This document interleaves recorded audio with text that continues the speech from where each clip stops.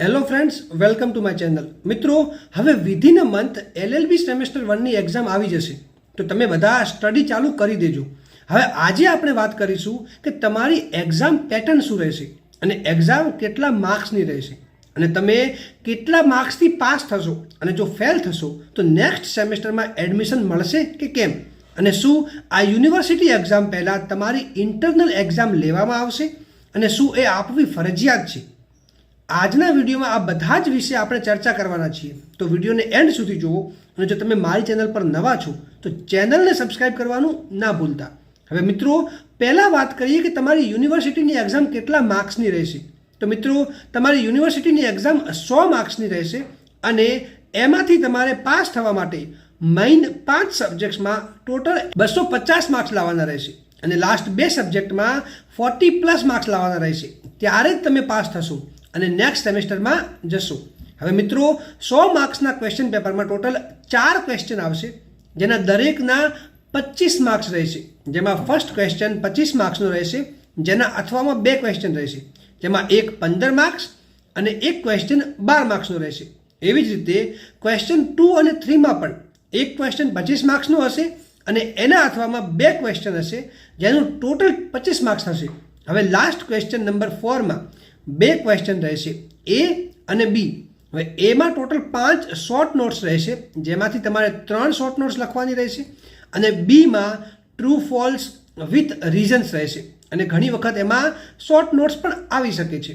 હવે મિત્રો, એમ કરીને ટોટલ તમારે 100 માર્ક્સનું ક્વેશ્ચન પેપર રહેશે અને એના માટે તમને 2 કલાક અને 30 મિનિટનો સમય આપવામાં આવશે. હવે આન્સર કઈ રીતે લખવાના જેથી તમને વધારે માર્ક્સ આવી શકે, એના માટેનો વિડીયો હું જલ્દી જ મારી ચેનલ પર અપલોડ કરીશ. જેથી જો તમે મારી ચેનલને સબસ્ક્રાઇબ ના કરી હોય તો જરૂરથી સબસ્ક્રાઇબ કરી દેજો.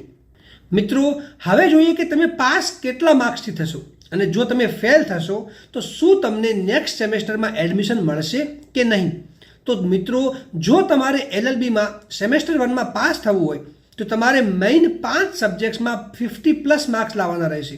હવે જો તમારે કોઈ બી એક સબ્જેક્ટમાં 45 માર્ક્સ છે અને બીજા સબ્જેક્ટમાં 55 માર્ક્સ છે તો તમારા એગ્રીગેટ માર્ક્સ 50 થશે, એટલે તમે પાસ ગણાશો. એગ્રીગેટ એટલે કે એવરેજ. હવે એવી જ રીતે જો તમારે 4 સબ્જેક્ટના 40+ માર્ક્સ છે અને લાસ્ટ સબ્જેક્ટમાં જે માર્ક્સ છે એ તમારા એટલા છે કે તમારું ટોટલ થઈ જાય છે 250 માર્ક્સ, તો પણ તમે પાસ ગણાશો. પણ જો તમારે બધા જ સબ્જેક્ટમાં 50+ માર્ક્સ છે પણ કોઈ એક સબ્જેક્ટમાં 40થી નીચે માર્ક્સ છે તો તમે ફેલ ગણાશો અને તમને એની બેકલોગ આવી ગણાશે. હવે જે સબ્જેક્ટમાં 40થી નીચે માર્ક્સ હશે તમારે એની રિપીટરની એક્ઝામ આપવાની રહેશે. હવે મિત્રો, જો તમને LLB સેમેસ્ટર 1માં બેકલોગ આવે છે તો તમારે સેકન્ડ સેમેસ્ટરમાં એડમિશન મળી જશે અને સેકન્ડ સેમેસ્ટરની એક્ઝામ સાથે તમે ફર્સ્ટ સેમેસ્ટરની રિપીટરની એક્ઝામ પણ આપી શકશો. પરંતુ જો તમને સેકન્ડ સેમેસ્ટરમાં કોઈ બેકલોગ આવે છે યા પછી તમારી ફર્સ્ટ સેમેસ્ટરની બેકલોગ ક્લિયર નથી થતી તો પછી તમે થર્ડ સેમેસ્ટરમાં નહીં જઈ શકો અને તમારે થર્ડ સેમેસ્ટરમાં જવા માટે 1 યરની રાહ જોવી પડશે અને બંને સેમેસ્ટર ક્લિયર કરવા પડશે.